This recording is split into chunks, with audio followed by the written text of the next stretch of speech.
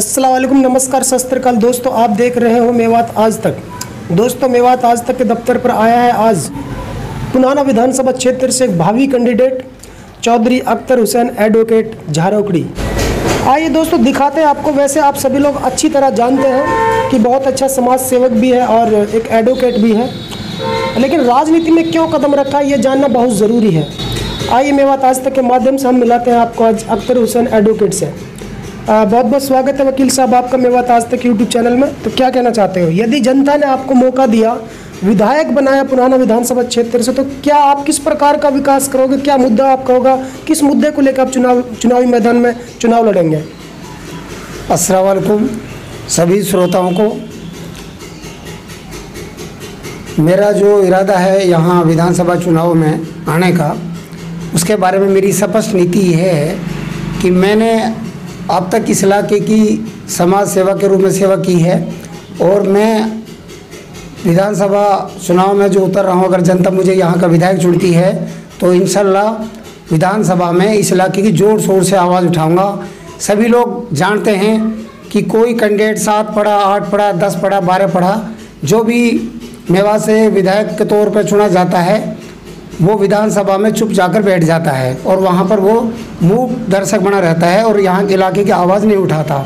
यहाँ तो बड़े बड़े भाषण देता है हल्के में और बड़े बड़े वादे करता है, बड़ी बड़ी घोषणाएं करता है, लेकिन वहाँ जाके पता चलता है कि वहाँ उस विधायक ने एक भी शब्द विधानसभा में नहीं उठाया। वकील साहब, हमने आपसे सवाल तो दूसरा किया था, लेकिन आप जवाब दूसरा दे रहे हैं। हमने आपसे सवाल किया था, यदि जनता ने आपको विधायक बनाया तो आप किस प्रकार से जनता का विकास करेंगे, इलाके का विकास करेंगे? क्या कुछ आपने मन में, ये जो बहुत सारी चीज़ें आपके मन में होंगी जिसको लेकर आप चुनाव लड़ रहे हैं, तो वो आप क्या कहना चाहोगे उसके बारे में? उसके बारे में मेरा ये कहना है कि मैं हल्के में भी और विधानसभा में भी जो मुद्दे उठाऊंगा जिसके तहत इस इलाके का विकास होगा, वो बिजली, पानी, सड़क, शिक्षा, स्वास्थ्य और रोज़गार है। यहाँ इस इलाके में अभी भी 24 घंटे बिजली नहीं आती है, पीने के लिए पानी नहीं है, खेतों के लिए पानी नहीं है और सड़कें टूटी हुई हैं और स्कूलों में टीचर नहीं हैं, तो और अब रोडवेज बसों की भारी तादाद में कमी है, अस्पतालों में डॉक्टर नहीं है, दवाइयाँ नहीं है। तो मेरा जो इरादा है इस इलाके के लिए बिजली, पानी, सड़क, स्कूल, अस्पताल और रोजगार की लड़ाई लड़ना है और जिसके जरिए मैं इस इलाके का विकास करना चाहता हूँ। वकील साहब बता रहे हैं कि वो उनका जो विकास का जो मुद्दा होगा, यानी उनका जो चुनावी मुद्दा होगा, जनता के बीच में किस प्रकार से वोट मांग रहे हैं वो लोग, उनका वकील साहब का ये कहना है कि वो विकास को लेकर एक मुद्दा बनाएंगे और विकास ही उनका मुद्दा होगा, विकास जीतने के बाद विकास करेंगे। तो वकील साहब, जिस तरीके से सरकार ने यहाँ के जो ड्राइवर हैं, यानी कि किसी की उम्र 50 साल है, कि कोई 40 साल का है, वो सभी ड्राइविंग करके अपने बच्चों का गुजारा करते हैं। उस ज़माने में वो पढ़े नहीं थे, लेकिन अब सरकार उनसे मार्कशीट मांग रही है, तो आप इसके बारे में क्या कहना चाहते हैं? जिनके लाइसेंस पहले से बने हुए हैं उनसे बीच में उनकी शैक्षिक योग्यता के बारे में सवाल उठाना, उनसे स्कूल का सर्टिफिकेट मांगना, मार्कशीट मांगना गलत है। उनके लाइसेंस जब तक वो आदमी गाड़ी चलाने लायक हैं, जब तक वो चलाना चाहते हैं, तब तक उनको लाइसेंस उनके रिन्यू करने चाहिए। जब तक मोटर व्हीकल एक्ट के तहत उनको पावर लाइसेंस की लाइसेंस लेने की, तो उनको तब तक उनको लाइसेंस गाड़ी चलाने का मिलना चाहिए। और ये बीच में शर्त ठोक देना, ये लोगों के साथ नाइंसाफ़ी है, क्षेत्र के साथ भेदभाव है। यहाँ मेवात में सरकार एक तो यहाँ के लोगों को पढ़ाना नहीं चाहती, स्कूलों में टीचर नहीं देना चाहती। जब बच्चे पढ़ेंगे नहीं तो वो नौकरियाँ कैसे हासिल करेंगे? तो इसलिए अनपढ़ लोग ये ड्राइवरी का काम करते हैं यहाँ पर। जब इनको ये धंधा भी इनके पास नहीं रहेगा तो इनके परिवार में गुजारा कैसे होगा? तो मेरी सरकार से ये मांग है कि मेवात के जो लगभग 30,000 ट्रक ड्राइवर हैं, ये सब के लाइसेंस रिन्यू होने चाहिए। जो रुके हुए हैं उनको सबको लाइसेंस चलाने की अनुमति मिलनी चाहिए। जी। तो वकील साहब, आपसे हमारा एक और सवाल है जो कि मैं नहीं बल्कि जनता पूछना चाहती है। हर एक आदमी के दिल में ये बात है कि वो किसी नेता से पूछे, लेकिन पूछ नहीं पाते, उनकी वहाँ तक पहुँच नहीं होती। पर जिस तरीके से आप एक वकील हैं, तो आप हमें ये बताइए, जिस तरीके से एक आजकल मेवात में चल रहा है, कई बहुत सारे मर्डर मेवात में हो चुके हैं, जिस तरीके से पुलिस पकड़ के जब किसी को गोली मार देती है, इनकाउंटर दिखा देती है, तो इसके बारे में आप वकील हैं, क्या कुछ मतलब पुलिस को पहले से ऑर्डर होते हैं, फिर कैसे वो ऐसे लोगों को हत्या कर देती है? हमारे लोग मानव अधिकारों के बारे में जागरूक नहीं हैं जी। हमारे लोगों को ये पता नहीं है कि जब पुलिस अत्याचार करती है तो जनता को क्या कदम उठाने चाहिए जी। और हमारे बहुत से लोग तो ऐसे होते हैं, किसी आदमी को खुद ही अपराधी बताते हैं, बहुत से आदमी ऐसे हैं उसको अच्छा आदमी बताते हैं। तो सबसे पहले ये कि इलाके के लोगों की एक साफ नीति होनी चाहिए किसी आदमी के बारे में, वो आदमी कैसा है। तो इसलिए ये है कि जब कोई आदमी अपराध करता है तो उसको सज़ा भी कानून के मुताबिक मिलनी चाहिए, ना कि पुलिस को ये पावर मिलनी चाहिए कि खुद ही उसका निपटारा कर दे, खुद ही उसकी जान ले ले।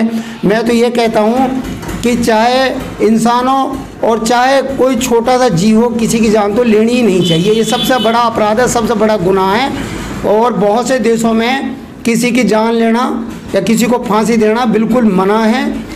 फांसी भी नहीं दे सकती सरकार, भी नहीं दे सकती। और यहाँ तो गोली देने की बात आ रही है, तो गोली देना तो उससे बहुत बड़ा अपराध है। जिस तरीके से पुलिस देखते गोली मारती है, इनकाउंटर कर देती है, चाहे उस पे मर्डर का एक भी मुकदमा ना हो, चलो चोरी के मुकदमे किसी पे है, डकैती के है, लेकिन फिर अदालत कहाँ जाएंगी? जिस तरीके से पुलिस डायरेक्ट ही मार देते, फिर अदालत ये जाएंगी कहाँ? वकील अदालत में काम करते हैं, तो इसके बारे में क्या कहोगे आप? देखो, अदालत में कई बार जैसे हाई कोर्ट, सुप्रीम कोर्ट खुद कॉग्निजेंस ले लेती हैं, लेकिन जब उनकी जानकारी में मैटर नहीं आता तो पीड़ित परिवार के किसी सदस्य को खुद भी हाई कोर्ट, सुप्रीम कोर्ट में रिट पिटीशन डाल देनी चाहिए, और ताकि सरकार के खिलाफ आवाज़ उठाई जा सके, सरकार के खिलाफ कार्रवाई हो सके। अगर ऐसा नहीं होगा, हमारे लोग अगर जागरूक नहीं होंगे, तो अभी तक तो 1-2 मर्डर हुए और ज़्यादा हो सकते हैं। पुलिस के हौसले बढ़ते चले जाएंगे गलत कामों के लिए। वर्तमान जैसे हालात है राजनीति के, उसके बारे में आप क्या कहना चाहोगे? हमारे जो मेवात की आजकल की जो राजनीति है, उसके बारे में मेरा कहना ये है कि हमारे नेता जो है व्यापारी बने हुए हैं।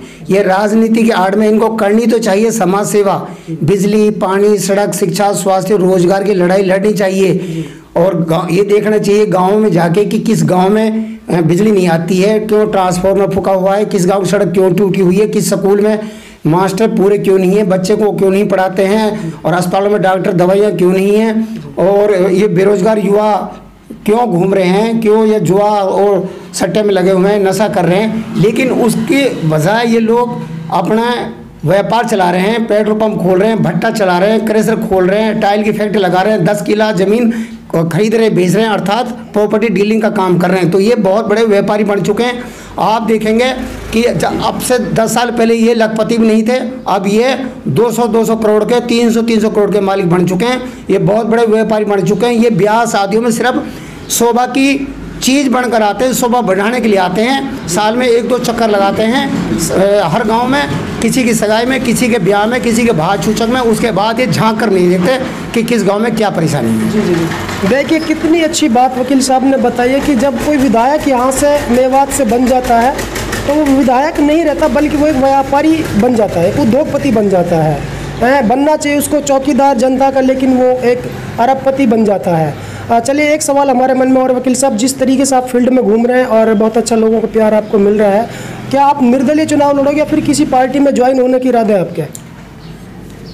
पूरे चांस तो मेरे किसी नेशनल लेवल की पार्टी के टिकट पर चुनाव लड़ने का इरादा है और चांसेस हैं। और मुझे तो पूरी उम्मीद है कि किसी पार्टी टिकट पे लड़ूंगा मैं, और आज़ाद कैंडिडेट के तौर पे तभी मेरे दिमाग में बात नहीं है।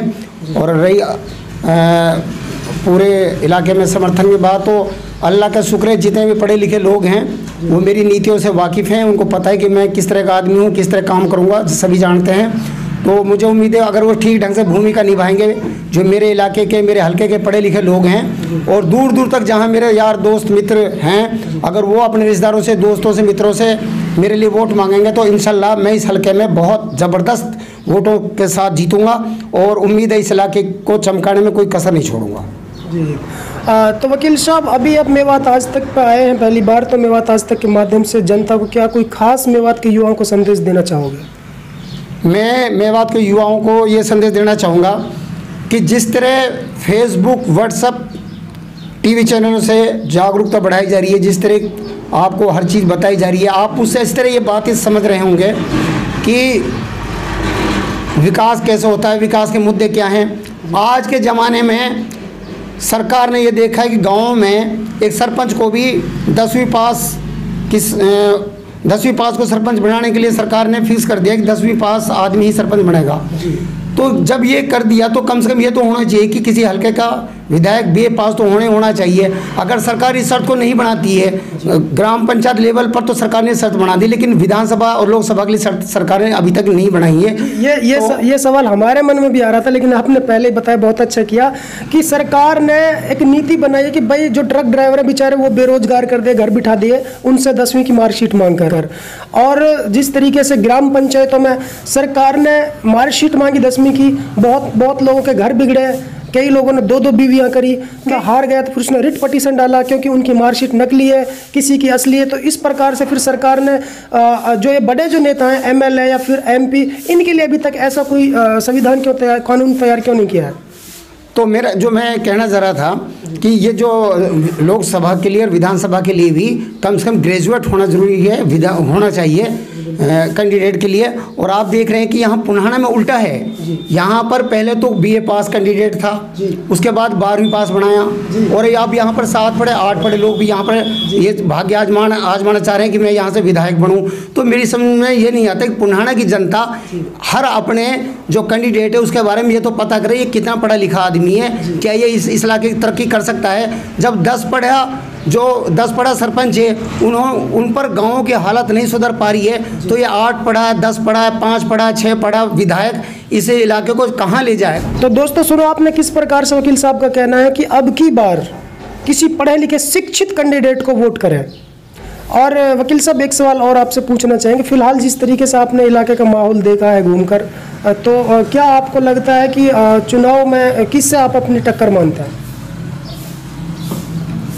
मेरी टक्कर है, सबसे पहली बात है कि फ़िलहाल की पोजीशन के मुताबिक ये कि इलाके के हर आदमी के पास मेरी आवाज़ पहुंच रही है। सबको पता चल रहा है कि मैं यहाँ से विधानसभा चुनाव लड़ रहा हूँ, और सभी लोगों को ये पता है कि मैं इस इलाके में क्या मैंने किया है, क्या सेवा की है।